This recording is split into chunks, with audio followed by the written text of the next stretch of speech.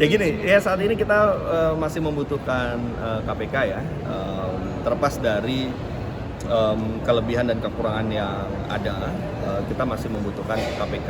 Ya, tentu apabila ada pandangan ingin membubarkan atau tidak lagi kita membutuhkan KPK dalam hal pemberantasan korupsi, yaitu tentu tidak bisa hanya sekadar disampaikan melalui statement saja, tapi harus didahului dengan evaluasi. Ya, evaluasi ini harus menyeluruh.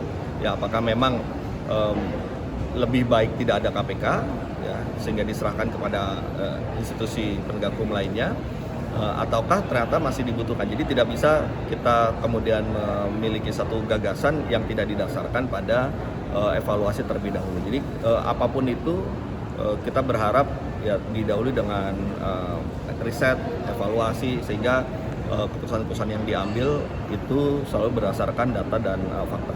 Kalau kata Ibu Mega, adanya KPK ini nggak efektif Pak, jadi Ya makanya harus didahului dengan evaluasi dulu. Jadi kita lihat apa yang menyebabkan Ibu Mega menyatakan tidak efektif. Ya.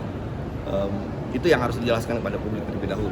Ya. Apakah ada kajiannya, apakah ada evaluasinya? Kalau ada evaluasinya, ayo kita bahas bersama-sama. Apakah evaluasi ini berujung pada kebutuhan untuk membubarkan, ataukah ke arah perbaikan? Itu kan bisa macam-macam. Oleh karena itulah maka kembali apapun gagasan yang kita dorong, ya sebaiknya didasarkan pada evaluasi terlebih dahulu. Jadi kan saat ini kinerja KPK seakan disorot karena korupsi bisa diambil sama Kejagung. Kalau Komisi 3 sendiri ngeliat kinerja KPK sekarang itu bagaimana?